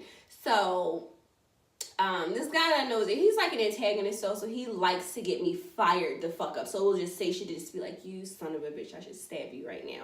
But he likes it. That's funny. So he was talking about women and how we can't do the things that men do. Like, to have a woman that's willing to do all this sexual shit, he's like, I don't want that. That's for my side bitch. Like, I don't want my lady to do shit like that. And it was like... It don't make sense. Go ahead. I'm sorry. And I couldn't understand, so I'm trying to understand. All right, I'm like, what are explain. you... So a man, it's ego. That's all it is. So Precisely. a dude That's my wants to process. believe that his wife is clean, pristine, not willing to do anything. Is that still the case? Because he needs that security Yes, in order to. it really is. Yes, because It's niggas need that exhausting security. as shit. Niggas need that security in order to commit to a chick sometimes. Like, he feel like if she's basically a slut, she's willing to be promiscuous. Like, people equate. Wait. That's a false equivalency. That's a false equivalency. But God, niggas make No, but that I'm just thinking the whole if she's willing to be a slut issue. So me Be my willing slut. me exactly. I am for you, nigga. I'm willing to go to the depths of wherever you Niggas want me equate to that go. shit. It's a false equivalency. Niggas equate that shit to promiscuity. Oops. I'm telling you now. Niggas. That means I'm gonna get all the games I want. I don't have to. I don't. But so in this conversation, Niggas I'm want the like, good girl. okay, so Niggas want the good girl. I know a lot of Niggas- good girls and some freaks. bitch about Me too. I know wanting great a women that are woman to freaks. do whatever, give you whatever, and then I say you can have it all, and you say, I don't want it from you.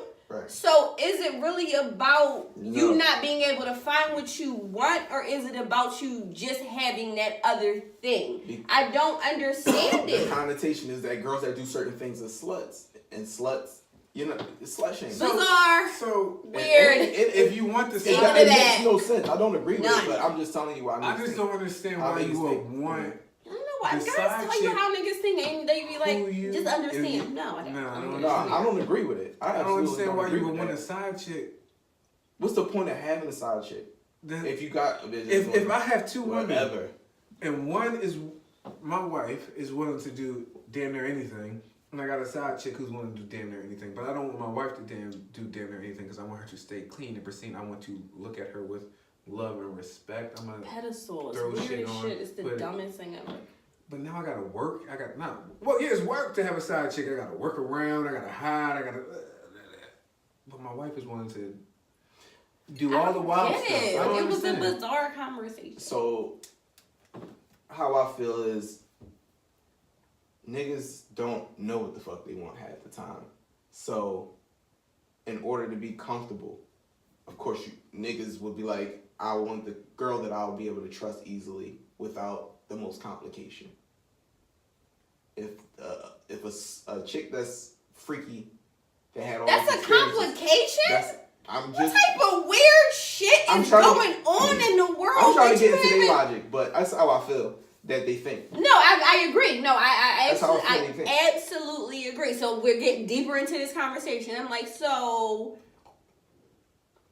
he's like, women they can't do what men do. Like, you can't just go around sleeping around. Women are up here. And they gotta be up here. And that's just where they exist. They're on a pedestal. And I said, look, cool. Women did not ask for the pedestal. Like, that pedestal we didn't ask for. So there's this space, right? On this pedestal. It's but so much space. So I was like, listen, cool. We're on the pedestal. We'll be there. But what are you doing to make that a comfortable space for a woman to exist? Because I don't have a lot of space. I don't have the same space you have on this pedestal. What are you doing? What are you supposed to do? I provide. I'm faithful. You know, I take care of home. I make sure you're good. Hold on, that sounds like So a I said, contradiction. Yeah. Then he just said he needed a side bitch to do all the shit his wife won't do. ridiculous. So I said, okay. Alright. Okay, that's what you need to do. Because I was like, what has to happen for the cogs on this machine that you're trying to create to continue going so it continue being a machine? Like, what is it? And these are the things he listed. I know this guy. I said, so he's in a relationship. I said, so you doing that? That's what you, because this is what you want. Is that what you're giving your lady? She's like, Shay, fuck no. Obviously, you know I'm not doing that dumb shit. Then I'm back at square one with you, fam. I don't understand what you're how you expect this to all work in your favor if you're not willing to do this shit, I honestly don't. I will tell any guy upon meeting him, don't put me on no fucking pedestal, fam, because now you put me in a space that I'm above human level, and I'm flawed. I'm fucking flawed. I'm going to do dumb shit. I'm going to fuck up on the ride just as you are, but you making it so I can't. And the moment I do the slightest thing that's fucked up, you're like, oh, God, you're the worst person ever. No, nigga, you've done put the pussy shit. on the pedestal. Don't do it. Old has been saying that shit since the beginning of time. He's And putting it's not himself just- in a situation where he can excuse his behaviors. It's shortcomings. weird. Exactly. And he's like not getting it. So I'm like, so at one point in the conversation, I'm just like, you got it. No, you're right. You're right. He's like, don't do that shit. I really want to talk to you about it. I said, you don't. You couldn't want to talk to me about You it. want me to agree with what you're saying. And now I am. And now you have a problem with it again. I don't even Because understand he knows it's your not whole right. mindset. That's the only reason he like, I know you don't agree, because he know that shit is bullshit. So why are it's we just like what the fuck? But he, niggas need to justify how they feel sometimes, so he just trying to And everybody, honestly, So- everybody is justified in their own minds. And I Absolutely. understand that. But that doesn't mean you're justified in mine. Absolutely A not. murderer is justified for killing a fucking family of 10 because they felt like they looked at them funny when they were at the park and he was by himself. He's justified. In his mind, he is justified for those kills. Does not mean the courts are going to say you're justified. You know what I'm saying? But I get that everybody's justified in their own mind, but you trying to make me say you justified, it doesn't make sense. I can't do that. Like, I can't give you that. Nobody's going to disagree with that. It's weird. It was weird as shit. Like I said, niggas don't know what they want. Like, yeah, of course, as you have gotten to the point where it's just like, no, I need somebody that can match me sexually. That's for men and women. You just want somebody that's going to give you that experience that you feel like, where else am I going? Like, I got it all at home. Isn't that the dream? Some motherfuckers like the goal. Apparently in order, not. no, because motherfuckers want to some escape people accountability know. too. Like, that sounds like a backhanded way to do that. It's like, I'm doing this because she don't do X, Y, Z, Y, Z, Y, Z. You know what I mean? Like, just say, yo, I'm a piece of shit, or not even say you're a piece of shit. I just like to sleep with multiple people. It doesn't mean, and that's Just the thing, my like, thing. that's I like variety. That's just be honest. If Cool. you get taking ownership in those type of conversations would alleviate you the stress of having to explain so much shit to people. The reason we gotta come up with all these justifications for our behavior is because motherfuckers ain't owning shit and saying, yo, honestly, I like light skin, dark skin, Chinese, Korean, Indian, Puerto Rican. So I keep a stash of women just because, international. just because, international. I mean, I love that explanation, dog. but it works. Motherfucker, works. like, yo, you wild, but cool. It works. I feel like in a lot of conversations that I've had with men, because I have these conversations with men all the time because I'm so intrigued by the mind of the man. Like, it's so intriguing Don't to put me. the dick on the pedestal, chef. I don't. with The you. dick in the mind of, I will put the mind of a man on the pedestal, not No, the dick. I'm just It's calling different. the man a dick. Oh God, don't do that. Don't minimalize the man. But I'll have these conversations and I try to figure out like what does it all mean? Like, why are you doing this? What's the whole thing here? Like, why are you the way that you are? Help me understand. You're like, because like What's that? Is that the mind of the man? That's literally what men have said to me. Duh. I feel like we answer your questions. Y'all Hold on, answer time my out. questions. I feel like even when we on bullshit, I feel like we give thorough Y'all explanation. do, and that's why I appreciate y'all so much because y'all are open and y'all are honest, and y'all give me the dialogue that I need. Like, I'll have these conversations with niggas that can't necessarily give me the dialogue, and they're like, Like, that's literally what I hear. Like, it's a Charlie Brown scene. It's like, what the fuck are you talking about, bro? Like, I don't get it. Yikes. Seriously. Yeah, but I don't know. What were you talking about? Where were we at? Originally, like, what was our Yeah, topic? we gotta get back to the topics. Yeah, we're gonna skip on. We done talked about the topic. It was the documentary. Neverland. We talked about the documentary. Yeah. We talked about R. Kelly. What was the next one? Parenting. Parenting. All right, this is the civilized portion of the show. We got all the ratchet shit out. Now we civilized. So, what did you take from your parents in raising your own children? How did your parents' parenting impact how you parent? I feel like I took a lot from my parents, honestly. My dad was when we were younger, he was very,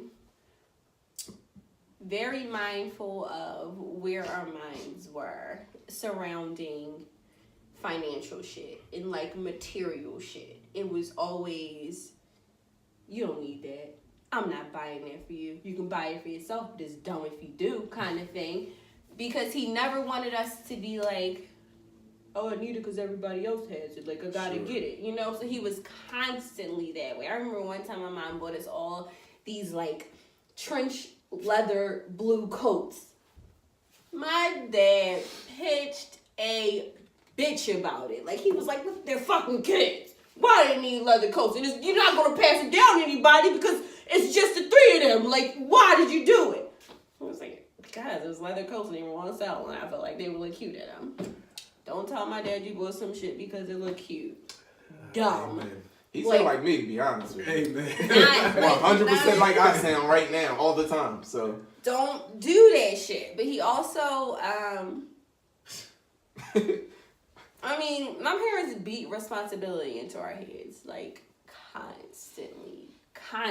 And I'm thankful that I have the opportunity to, like, really beat it into Mickey's head with her having this little business that she has with her lip line. So she'll want to go and play. And I'm like, babe, you got orders to fill. Sorry.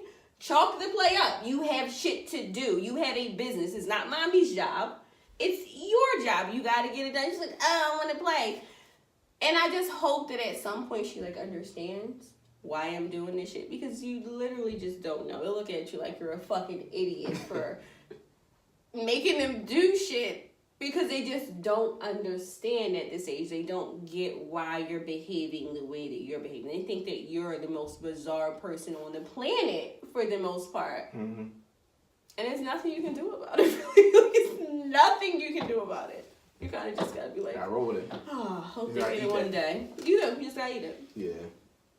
Nah, yeah. I think my parenting style is, I don't know what my dad's parenting style is, to be honest with you, but as far as my mom, I have characteristics of my dad, but it's just not his parenting style, just like type of person I am. Mm-hmm. But as far as my mom goes, like, I think by the time I became a full parent, I was old enough to where as though I established my individual values a little bit more and realized, so it was like a give or take. Like, give and take. Like, you take some pieces of her and throw some shit away. Right. You know what I'm saying? Right. And try to put your spin on it to convince yourself that you're improving upon something. Right. So, I think I just had my mom character as far as being, like, the laid-back parent sometimes.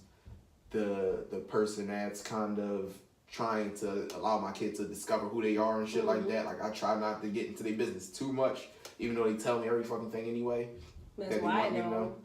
But I literally let them discover who they are, and I don't really do that. But I'm also like my mom, whereas though, you know, tidiness and shit like that, like your manners, like certain values that I just feel like got me to a certain place that I got from my mom or my parents, and that I just pass on to them. But as far as like, you know, cultivating that individuality and shit like that, and teaching them about new shit and being hands-on with them in certain ways, like, well, I was very self-sufficient, like, in my education as a kid, so my mom didn't really have to hover over. Like, she was not the hover parent. Like, she literally let me do what the fuck I wanted to do, unless I got some shit to fan. And then, you know what I'm saying?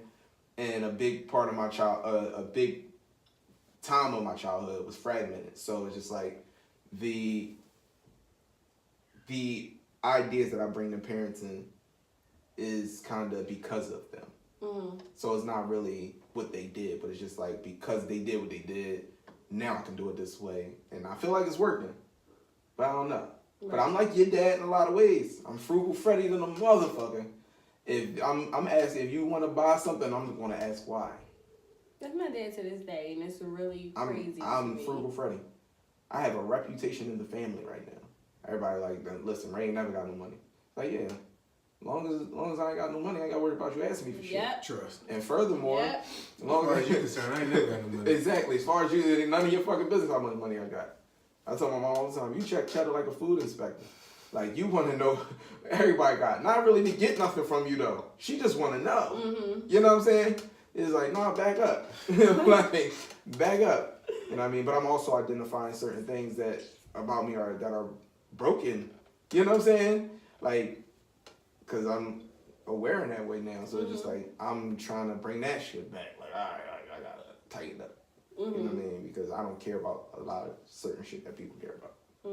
So, you know, and I was told to stay in a child's place a lot as a kid because we had grown issues going on, adult issues.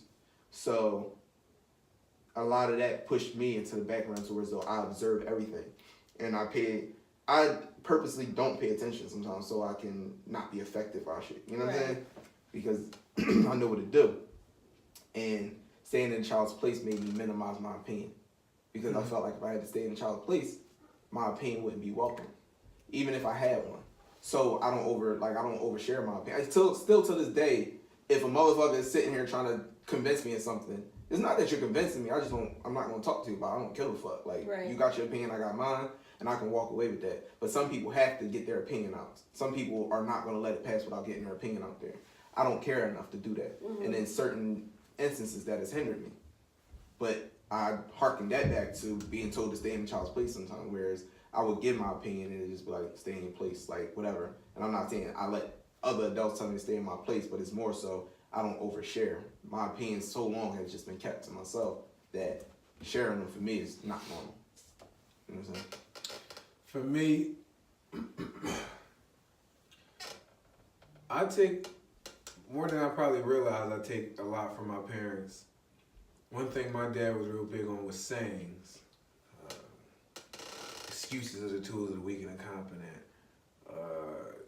Closed mouth don't get fed. All the sayings you can think of, my dad had them. So I'm big on sayings. And the reason why I'm big on sayings is because I remember the vast majority of sayings he would say to me. So I'm like, my kids will hold on to this.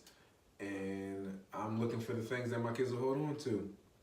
Other thing that I get from my dad is like respect. For him, it was you going to look at me in my eyes. So it's the same thing I teach to my kids. Like, you going to look at me in my eyes. You're not looking at me. I don't think you're listening to me. I take it as disrespect. We got another issue on top of the issue that you getting this lecture about right now. Another thing I get from my parents is education. I probably get from my parents is education. Like you, my parents were not hoverers over homework. I am a hoverer over homework. But that's because I really am like, I have a high expectations for academic performance. Now for me, I feel like I'm lucky. My life put me in a place where I had served in a parenting capacity, taught parenting classes, deal with other people's kids. So by the time I got my own, I had some ideas on how I wanted to be as a parent because I had already experimented on other people's kids. You know what I mean? Kind of like an uncle. When you're an uncle or aunt first, you get a lot of experimentation. You like, all right, now you kind of. That's a sure. Yeah. That was my life too. And so that respect, that education. Another thing is my parents had no hesitation telling me that they love me. So in this house, you hear, I love you all the time. I love you in the morning. I love you before bed. At minimum, you're going to hear it at least 2 times a day. I love you. And you're getting hugs and you're getting kisses all the time. We are team no space. My kids always on top of me, always on me, always touch me, always got a foot on me. Especially one of my daughters, she always want to have her foot on me. That comes from my family. We weren't necessarily the physical, always a hug. I could always get a hug from my dad. Some of the best hugs I'll ever get was from my dad. But definitely the constant telling of love and then that physical affection. From my mom, I get the health. Like, my mom wasn't afraid to talk to me about health, about sex. My mom is an RN, so she had the book. She would show me the pictures. So that kind of inspired me to talk to my kids what could be considered relatively early about sex. Because I want them to know these things. I want them to understand. Never had my daughters ever say purse, cookie, treasure, and that bullshit. You have a vagina. I break it down to them. This is a clitoris. This is where you actually ask most girls how many holes they have in that area. They will say one. They don't know that the pee comes out of another hole. So it's conversations that I have, and all that comes from my mom. And another thing, like a kind of pet peeve, is like nails. My mom had a thing about nails. If my nails weren't cut right, my toenails weren't cut. She would be mad if I get it wrong. Toenails supposed to be cut straight. Fingernails supposed to be cut on the curve. And there better not be no dirt under your nail. That's why you will literally see me all the time cleaning under my nail. That comes from my mom. I stay cleaning under my nails. When I see my kids with dirty nails, I gotta grab their finger and I'm taking my nail to take the dirt out their nail. That all comes from my mom. I think more than I probably realized from my parents. I do a lot of stuff that my parents didn't do. The communication, like you were saying, keep staying in the child's place. I don't think I've ever said anything like that. I actually encourage my kids to talk. I think we're in a different era where that's like a thing. Like people are, because I always encourage Mickey to be who she is, but also I try to like meet her. You know, my mom is not an emotional person. Like, just not her forte. And when I was a child, when I was a teenager, y'all know I was emotional as shit. Like, it was just my platform was emotion. I remember one time my mom literally saying to me, I don't know what to do with you. Like, I'm crying my eyes out about some dumb shit. And she's like, I just don't know what to do. And my dad would always let me cry on his shoulder and like just exhaust all the emotion that I had, but my mom was never that way. Now I find myself being more and more like my mom in that way now, but I can't imagine saying to Mickey, I don't know what to do with you. Like but she's also not a very emotional kid. She's emotional, but not like how I was irrationally emotional. Her emotion has rationale to it. It's always like, I'm crying because of this, and she can pinpoint exactly why she's upset, and I'm like, oh shit, all right. Yeah, no, I would be upset too. Like, I feel that. And that's what it is, but I know that came from my mom oftentimes just really not understanding me. Like, she just didn't understand, why are you so emotional? I don't understand why you're so emotional. But that came from her childhood as well, and something that she had to go through to get her to that space. But, and her being that way, I made sure that I wasn't that way with Mickey, or that hopefully that I won't be, because that was more so in my teenage years. But if that's the least of my concerns, honestly, in my daughter's teenage years, I'm lit. Like, it's so much shit that can go the fuck wrong in a kid's teenage years. Yeah. That's why I posed that other question, like, are we fearful of middle school for our kids? Because that's like the space where you find yourself. Like, you really are in this vulnerable space. You think you're finding yourself. You think you're finding yourself. Because you know everything, but you don't know shit. You don't know anything, but you're in this space where all these other little beings have the same mindset. Yeah. We're finding ourselves. We're exploring. We're learning. And nobody can tell us anything about anything. And when I say fearful, I don't necessarily mean fearful like, you think they're going to get their ass... I mean, to a degree, I'm like, you think that your kids going to get their ass whipped, like, when they in middle school? Like, how do you think they're going to fare? But also, like, how do you feel your relationship by other kids? Like, middle school is literally a fucking terror.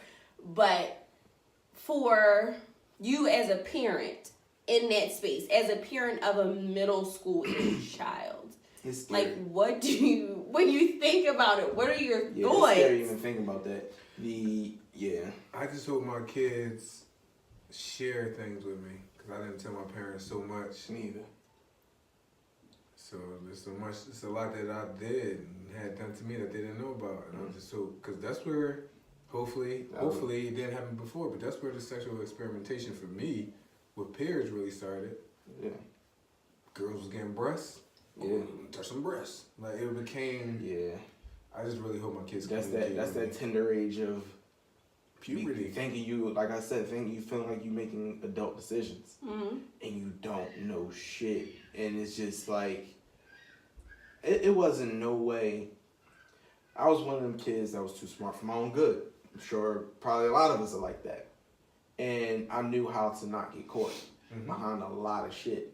So once I figured out, like, come on, you know your parents' patterns, like you in your full groove. So being 10 steps ahead of your parents in certain aspects, kind of, you deceive yourself into believing that everything you're doing am I is gonna right, be or you get away okay with it. with my kid coming home to an empty house? Because I know what we was doing when we was coming home to an empty house. Man. Yeah. I don't even want to think Isn't about it a it. matter of you being okay with it, or you Well, trusting them enough to make good decisions? I'm And by good decisions, I don't mean like them not having people over. I mean the behavior that happens when they're here. So I'm a little more nervous for Aiden than Marlon, as far as because he has this worldview that everybody's gonna be nice to him if he is nice to them. Like he feels like that's gonna be a reciprocal energy, and so he's going to encounter people that are just nasty for no reason or just does things that he can't comprehend because he like, yo, I'm trying to be your friend. Like, what's up? That's a contradiction of parenting. Like, you have to, for such a long time, you say, oh, the world's like full of roses and it's beautiful. We lied to him so long. Right? And then you say, no, I'm telling you, this shit is fucked up. Do not Well, that's one thing I believe what I said all this we time. We have them hugging people who are essentially random to him. Yeah. Now you're telling them, don't touch nobody, don't trust anybody. Exactly. Like, it's the oxymoronical flow of parenthood. Absolutely. I agree. It really is. Jeez. Nah, so I don't know. That's why I stopped all that. You gotta give a hug. You gotta give a kiss. You gotta do all that stuff because I don't do it. And because it's not about that. Like you will respect people. Like my daughter will walk into a room and if she's feeling away, she won't say hi. And I see a little girl. No, you speak. You entered the room. We're gonna teach general manners. Right. It's a thing, and I take it so personally because me, Diane, and Davon, when we were younger, to this day, people still be like. But they also credit my parents for so much because they were so young with 3 kids. And they would just be like, they are literally like the most mannerly kids I've ever met in my life.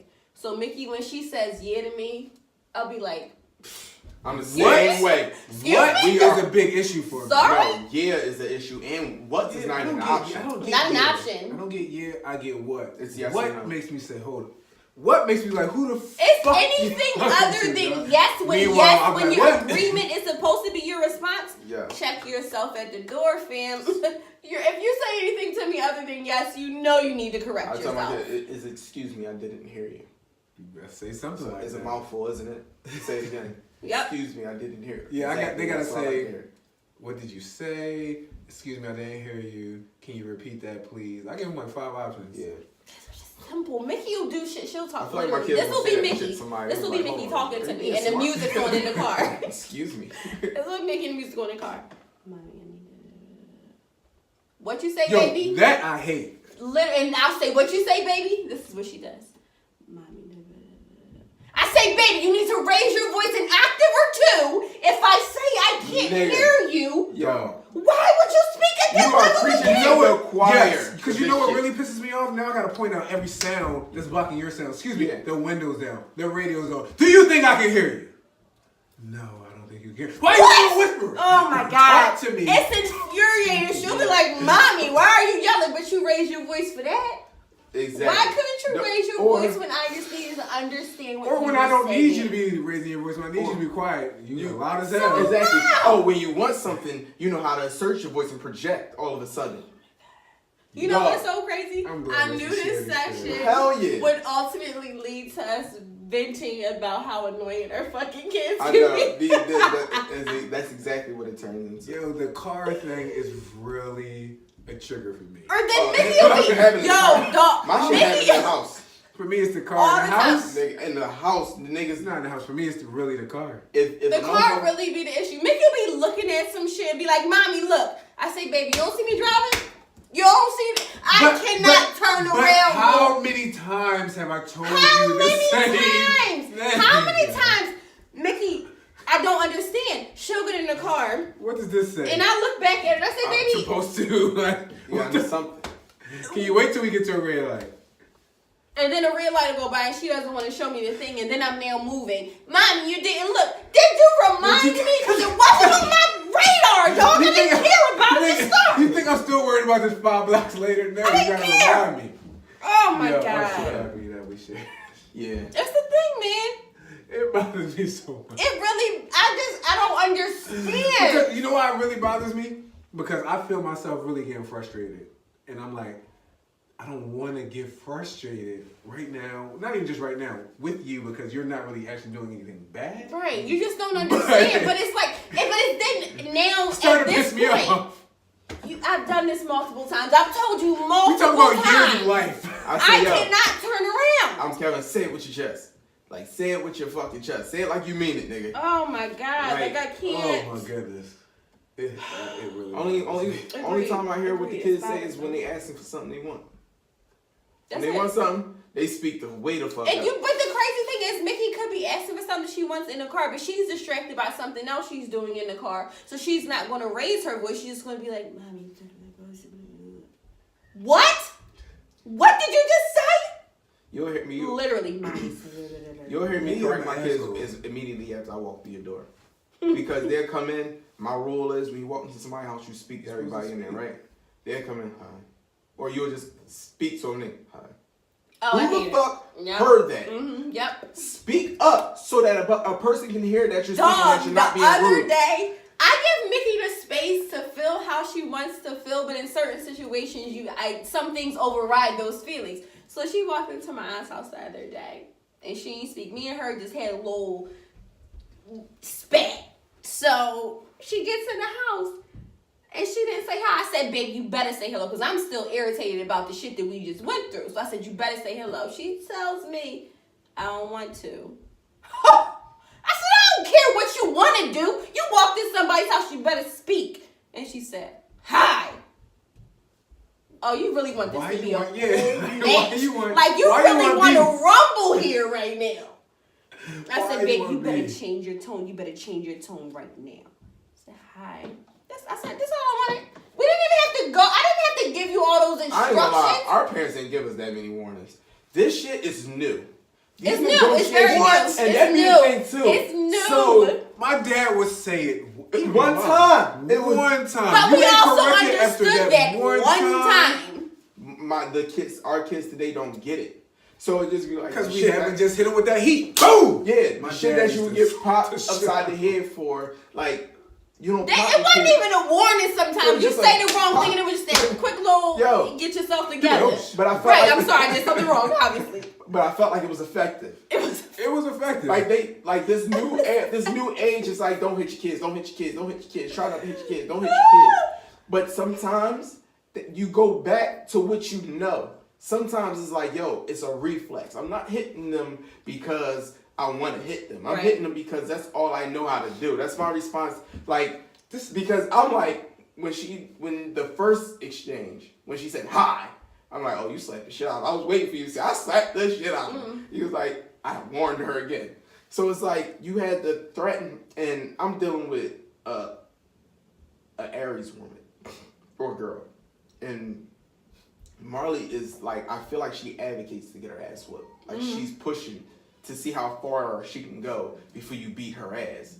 So it's like, I'm trying to not have to spank you, but you're putting me in a no-win situation. Like, she literally did everything she could do today to get a spanking. Like, I don't know what part of you don't understand. Like, stop doing that you don't understand. But it's like, Marley, stop. She'll look at you and continue to do it. That's like, the disrespect. She's like, nigga, you're going to have to make me. She feels like you're disrespectful for By telling her asking her. no. By Telling telling her her, to Dare stop. you challenge me? How dare you? So it's just like, I'm not trying to bring the old school ways into this house, but there was a whole lot of ass whoopings being dished out. And guess what? Kids was on there, yes ma'am, no ma'am, thank you ma'am. I'm very happy. But the crazy I'm thing is, delighted that you said I that. literally can remember maybe 3 or 4 ass whoopings in my life. Like, it wasn't a part, but I was such a, like, yes, no, yes, okay. Like, all the time. It was rarely, and when I got my ass whooped, it was 9 times out of 10. It was a very specific situation where my parents laid out, if one of you does something, I'm whooping all your asses. And that was my ass whoopings. Like, I just got lumped in with my bros, and I had to get my ass whooped. You wasn't ratting? That was it. It wasn't even ratting. It was like, I don't care who did it. Literally, whoever does anything. My dad would be so fucking tired. On like Saturdays, it was his only day to rest. And my mom would be at work. And we would just be like, this time I actually did deserve ass whooping. He was like, he told us, beginning of the day, if I hear anything from any of you, I'm going to beat all of you. So we're like, all right, well, none of us are going to tell. Like, what the hell is he talking about? We're going to be fine. They finally was a tattletale. And I poured hot water on him. I don't know why I did it. It was just what I wanted to do. We were playing, and he did something to me, and I said, oh, hot water will be the thing to do to get him back. And he told. My dad beat us all. My dad put it out of his mind. No, he literally doesn't remember it happening ever. He does not remember ever putting his hand on it. Sometimes you need an ass whooping. You just need it.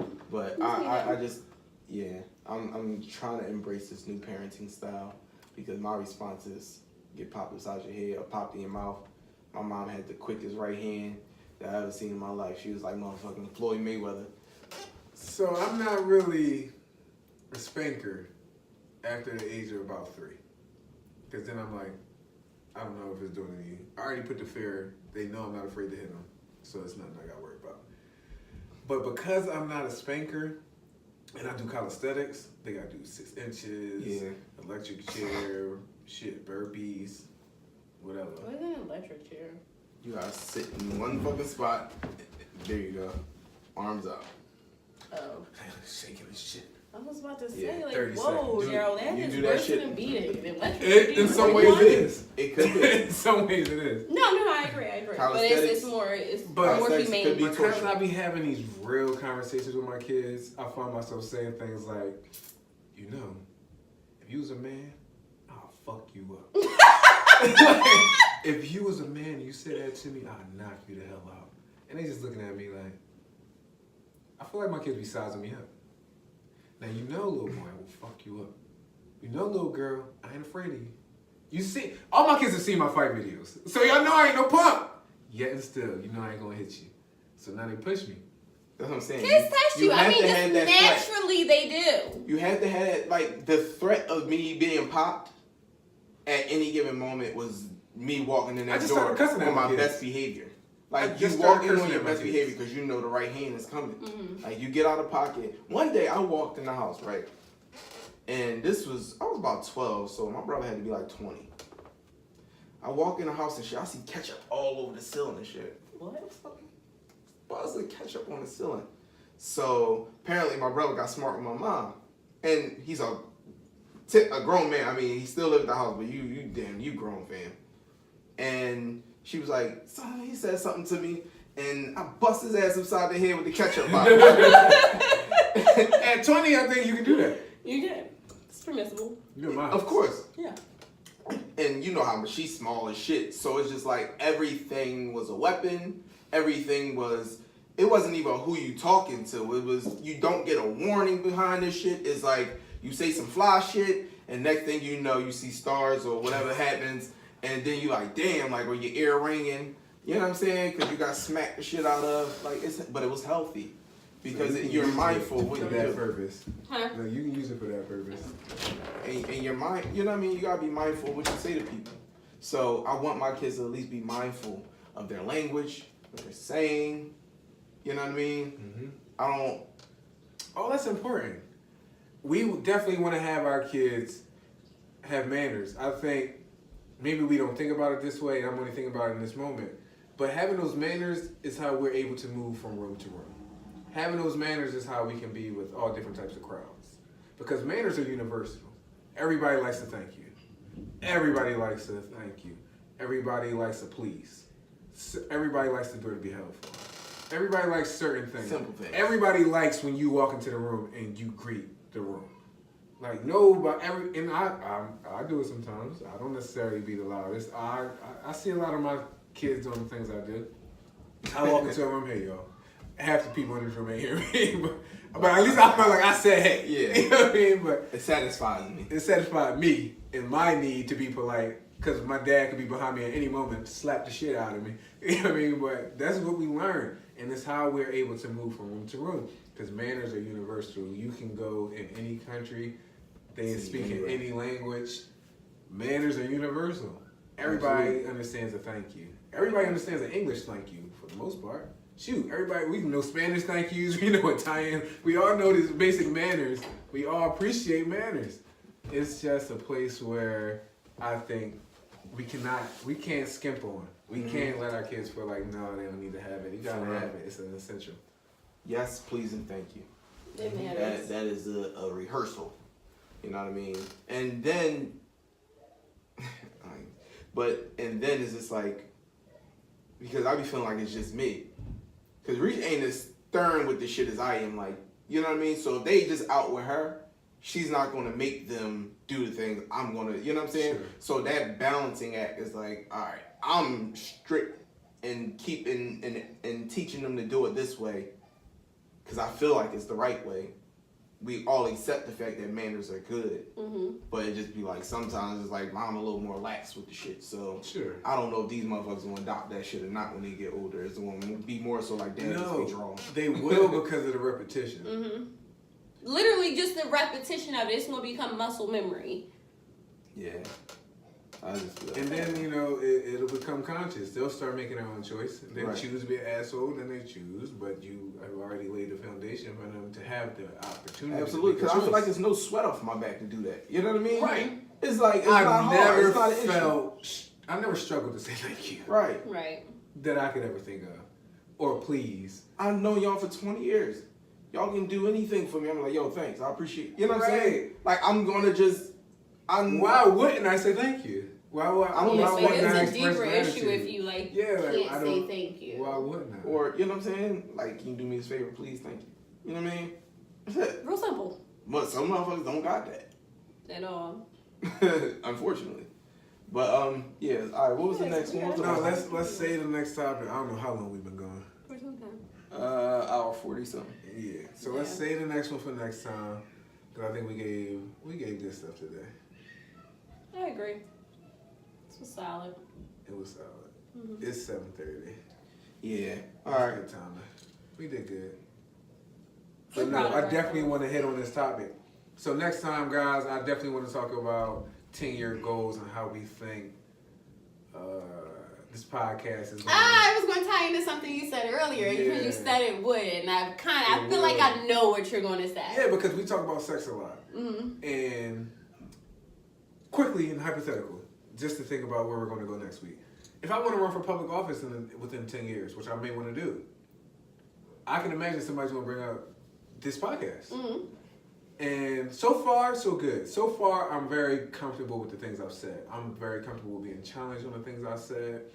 In sex in general, I would like to remove the taboo and for us as Americans, let's start talking about it and stop acting like nobody has sex or it's just weird. This secret thing. Like, when we do that, that's why some people are afraid to talk about it. Right. That's why, some people don't disclose issues that happen. It's a lot, actually. Just like this inability to have these conversations, it causes a lot of things. It causes partners to not be able to say, this is what I'm into. This is why we have sexualized the woman's breast so much that it is literally an issue with women breastfeeding. When did that become a problem? Right. I don't know. I do enjoy titties still.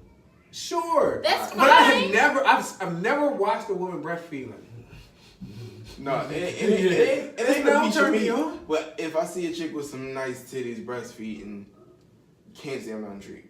You gonna look to watch. But we're gonna get my mindset has always been by the point like if we stop sexualizing women's breasts. It's gonna be of course for 5 years, 10 years, it'll still be a thing where we're gawking. But after a certain amount of time, it's not going to be a thing. A woman's going to look at a man's chest if she likes men's chest, if she has a nice pecs. She's going to look. But she's not going to gawk because she's seen hundreds of thousands of men's chests. By the time we start seeing hundreds of thousands of breasts, you're going to look. But if you're being honest with yourself, are you really going to stare? No. It's not. You're not going to be a creep like that, especially if we stop sexualizing it. No, what I'm saying is, I at this point, even though I still enjoy looking at breasts. I can say, I can look at a titty and just keep it pushing. You would look at a breast and say, those are A nice chick pair would of pull out her breasts. titties in the middle of the Okay. club, and I will say, oh, nice, and keep it pushing. I've seen I'm so just- many breasts. the- oh, nice. It's like, Yeah, you know what I mean? It doesn't excite me in a sexual manner to where as though I want to Yeah. do something. It's more Right. of a nice titty. so that's what. Nice. Titty. So, that one I is just nice. say that That's to a nice say, titty right there. If I was to run for public office, they're gonna be like, Daryl talks about sex and does this. Let's make that a part of this debate because I would like us all to start talking about Right. sex. Yeah. And so far so good for me, but it is some things I'm like, All right, If I wanna so do this is how I this, feel about I it. wonder how this is gonna look. This is how I feel Right. about it. The fact that somebody could bring that up against you, to use that against you. These are us expressing ourselves and making our thoughts public, with which everything that we're sharing, a lot of people don't have the courage to share. And I want to encourage people, even if it's some bizarre shit, to have certain conversations. Because that's the reason we have a lot of closet shit going down, and we're trying to figure out what motherfuckers' deep, dark secrets are that's coming to the light, and now we're figuring out our favorite fucking singer likes to fuck young girls all of a sudden. Or, you know what I mean? Like, these people, and they're dropping little hints, but they're not able to have that conversation because everybody gonna look at them like they're the fuck crazy if they tell somebody, I like to fuck, I'm 35 years old and I like to fuck 13-year-old girls. Yeah, I'm gonna look at you crazy.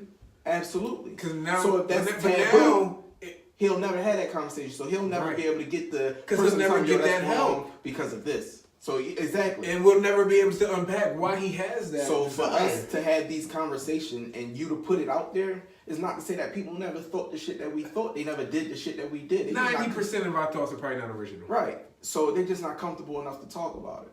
So Right. you being honest and forthcoming with your thoughts and your feelings about certain issues, if somebody brings that up, that's just because they aren't at home at what they. But I would are like to thinking and delve feeling. deeper into it next time because I have Yeah. specific questions for each of you, Absolutely. for each of us. Because if one, I want to know your 10-year plan, where you see yourself in the journey you're going to be.